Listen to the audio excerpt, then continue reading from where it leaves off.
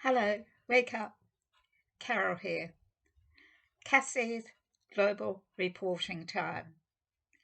First day, my new YouTube channel. So, most of my YouTubes have been pretty lengthy. So, I'm aiming to cut those back and to get more precise and leave you more room to think about things. So, nationally, globally, actually, how we affected nationally as to what's happening globally, like the UN, the WEF, etc., etc., etc. So I'm going to go back a bit to last year when we had those gun buyback laws. And, since 2018, December the 18th, 2018, Winston Peters, he signed the UN Global Compact on Migration. It started from there, then it went on several months later. It went on to March the 15th, 2019, the horrific terrorist attacks in Christchurch. And, and then we had the climate emergency. It seems to be one emergency after another, after another. And prior to those emergencies, there always seems to be solutions waiting there.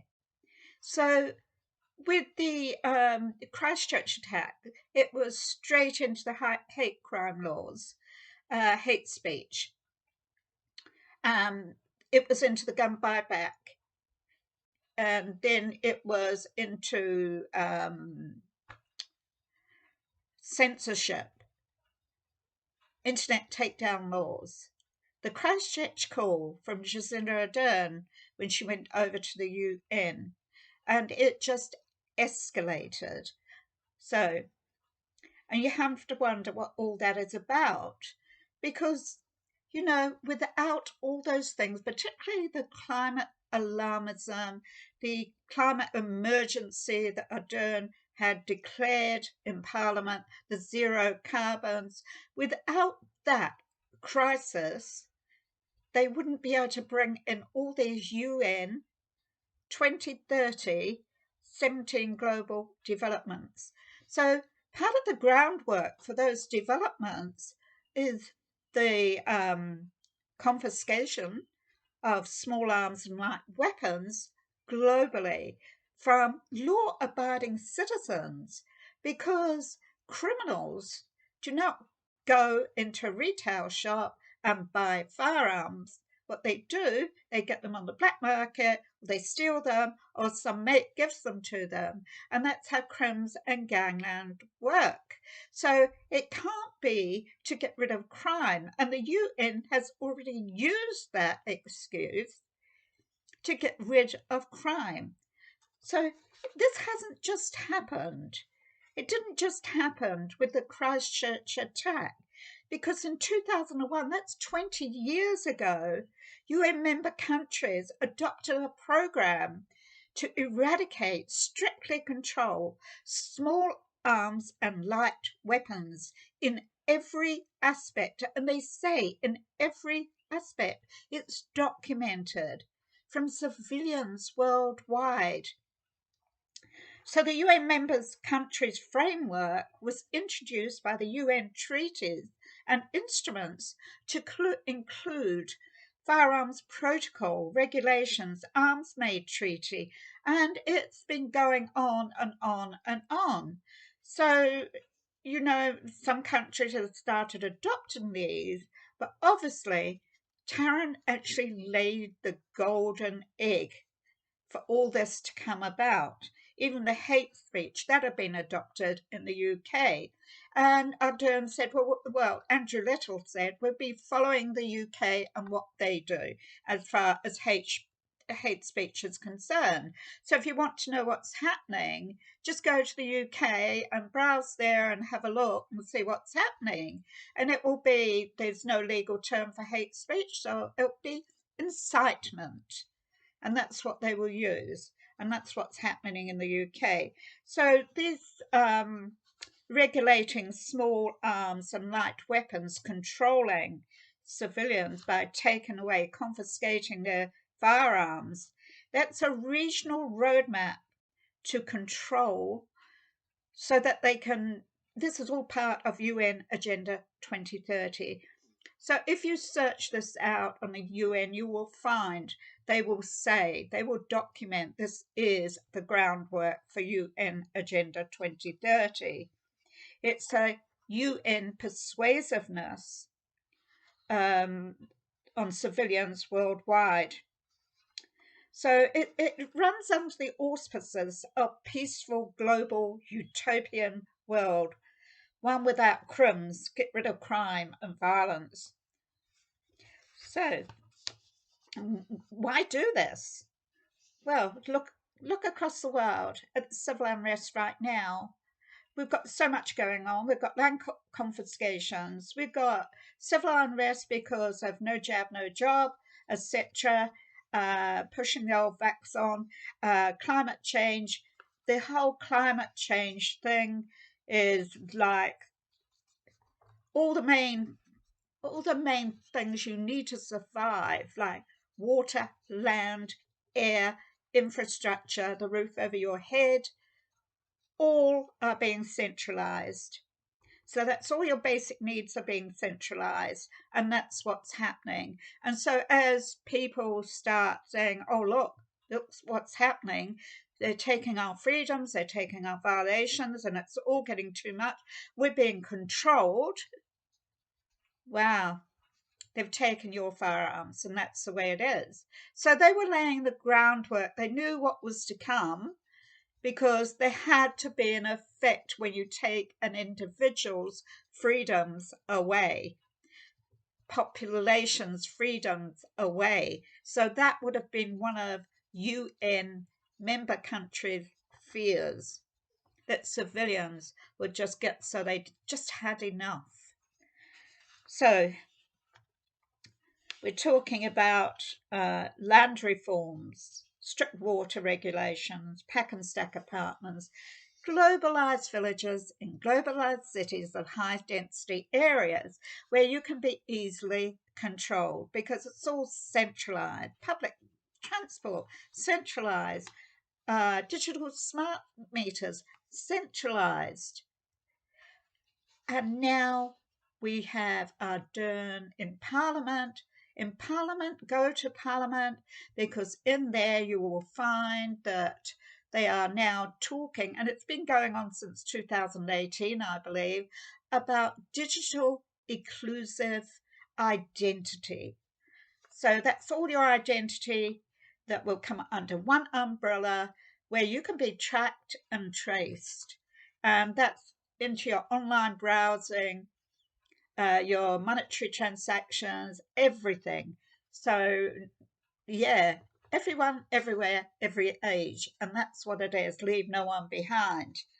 So that zero carbons action plan, yes, without that, there would, without this climate change alarmism, none of this could have happened. This whole reshaping of the world. So centralising governments from one global central place, the UN, the one world governments, with the help of the World Economic Forum, who are the ground tools to lay it all out. The global capitalist greedy organisations, the corporations, the Gates Foundation, the Rockefellers, and so forth and so on. And they are all behind it because Gates is a huge funder of the UN. So when I talk about digital inclusiveness, they want to rob you of your identification, your personal information. So on the 18th of December, Peters, he signed that compact. And it seemed to all go downhill from there. So, now we've got anyone who opposes the government, who actually speaks up publicly, is now defamed, characterized, assassinated as a far-right extremist. And that's what's happening, because they want to take you down. They don't want you to speak the truth. They want to character assassinate you and cherry pick whatever you say to get you off the net, to have you taken off the net. So going back to the small arms and light weapons confiscation controlled by the government buyback. So